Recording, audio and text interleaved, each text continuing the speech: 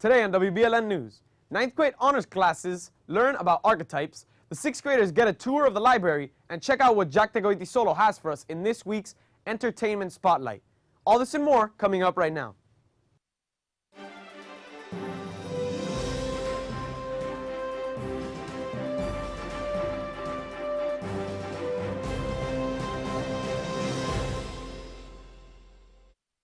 Good morning, Belen. I'm Alejandro Guerrero. And I'm Nicholas Roca. Welcome to this edition of WBLN. Here are your news for today, October 6, 2015. Yesterday, 9th grade honors English classes gave presentations on their hero archetype mask projects. 2 weeks ago, students took a quiz to determine which archetype they shared qualities with. The students were then assigned to decorate a mask using different colors and symbols which corresponded to their archetype. Students were graded on accuracy, aesthetics, and a 2-minute oral presentation.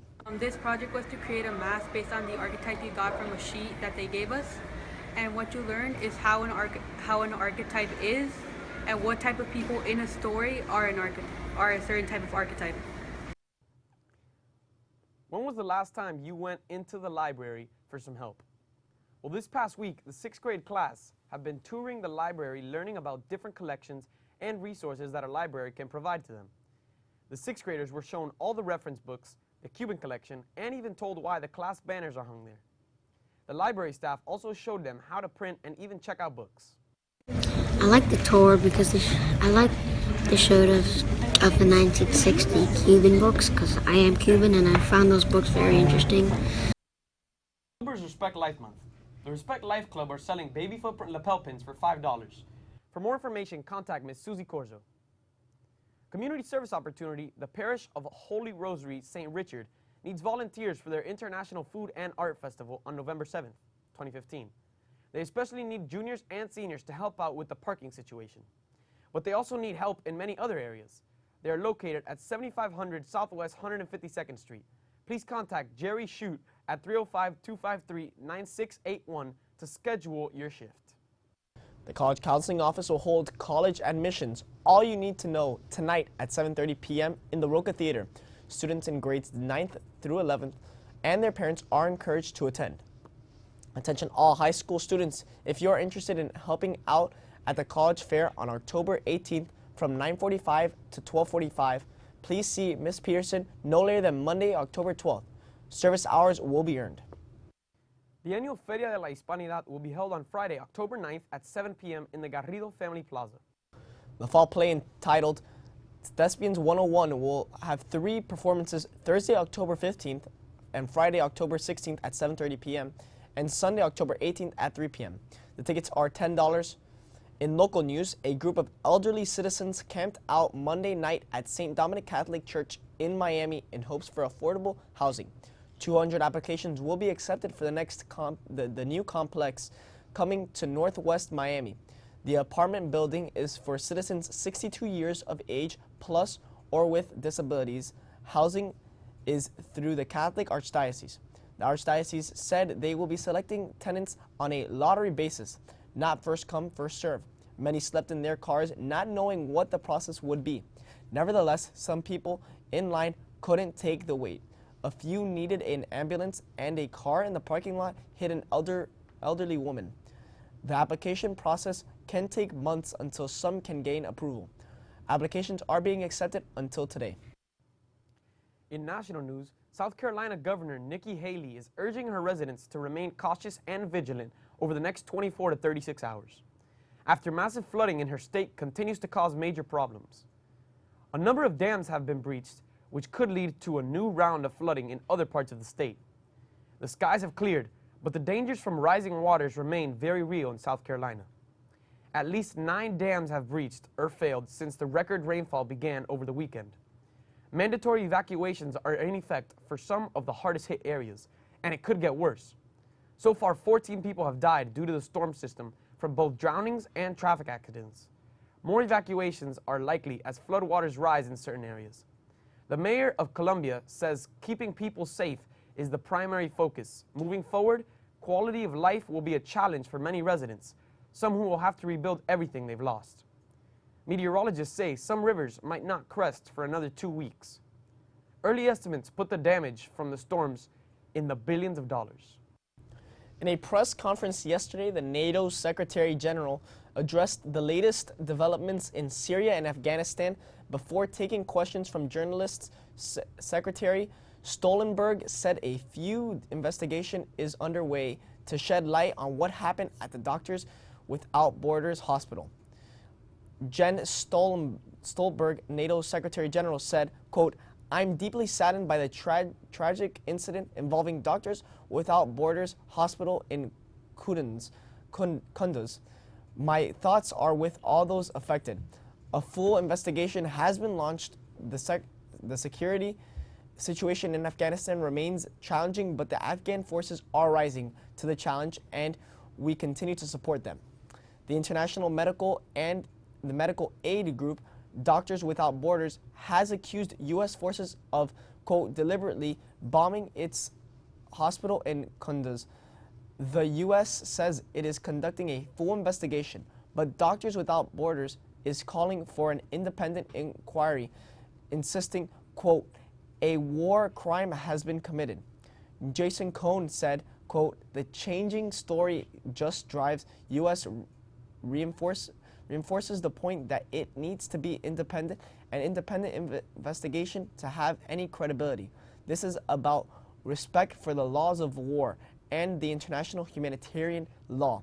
This attack was certainly a grave violation of the laws.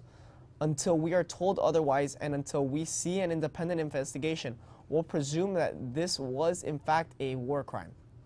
The top U.S. commander in Afghanistan said the, quote, Doctors Without Borders hospital in Kunduz was struck by mistake.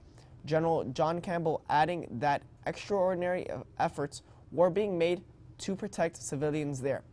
At least 22 people were killed in the airstrike, including 12 staff members in Syria. Russia continued to carry out airstrikes on Tuesday. These photos show planes departing from Maiman Airport.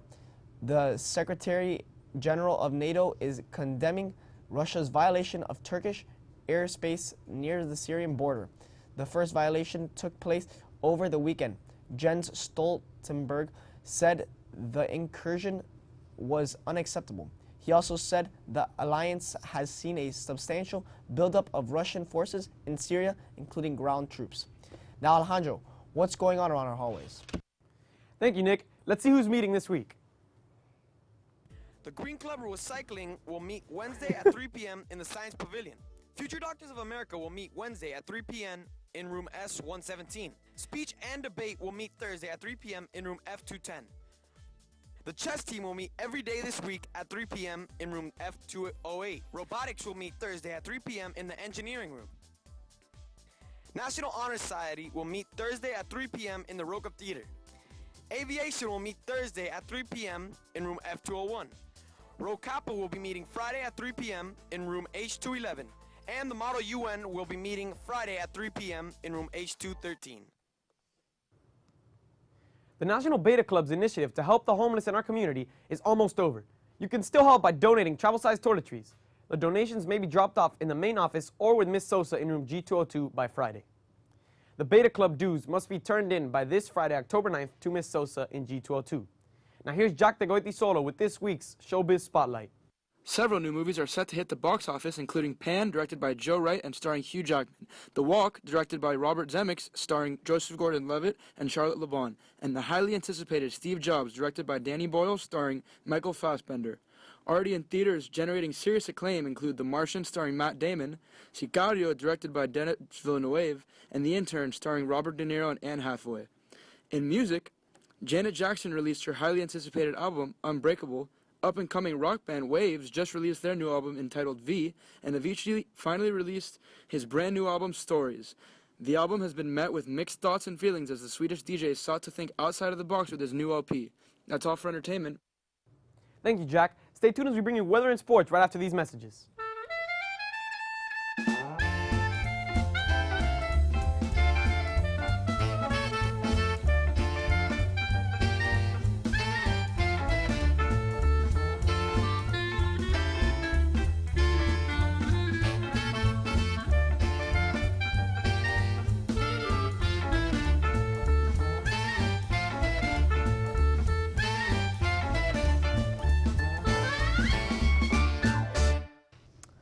Now on to Stephen Kayes with the weather.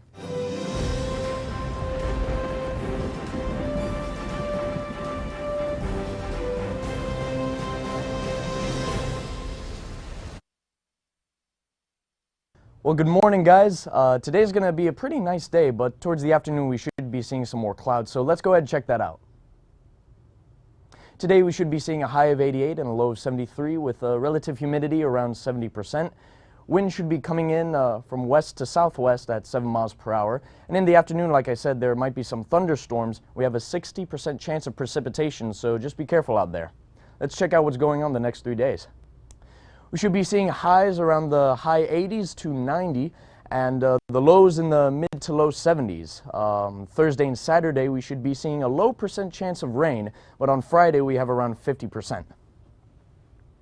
That's all for your weather. Now back to you guys. Thank you, Steven. Now here's Frankie Menendez with sports.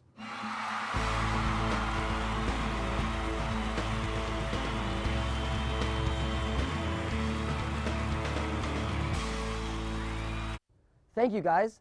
The Belen Middle School football team lost a tightly contested match against Keys Gate Charter Carrier by a score of 12-7. Wolverines took a 7-6 lead towards the end of the second quarter by the ensuing kickoff was taken back for a touchdown, and that put to be a difference in the game. Jean-Luc Bourguin had an outstanding game, making 6 unassisted tackles on defense, scoring on a 22-yard touchdown pass, and rushing for 82 yards on 5 carries. The basketball team is scheduled to play at St. Kevin. Game time is 3:45 p.m. The varsity swim team is scheduled to swim Keysgate at Andoral Academy. Competition begins at 3:45 p.m. The middle school blue team will host St. Brendan, and the gold team will host St. Teresa. All interested in joining the wrestling team meet in the wrestling room at 3:30 p.m. The team is open to 6th and 12th graders. That's all for sports. Now back to you guys. Be sure to follow us on Twitter and Facebook for all the latest news and pictures. I'm Nicholas Roca. And I'm Alejandro Guerrero. Thanks for watching, and stay golden, Wolverines.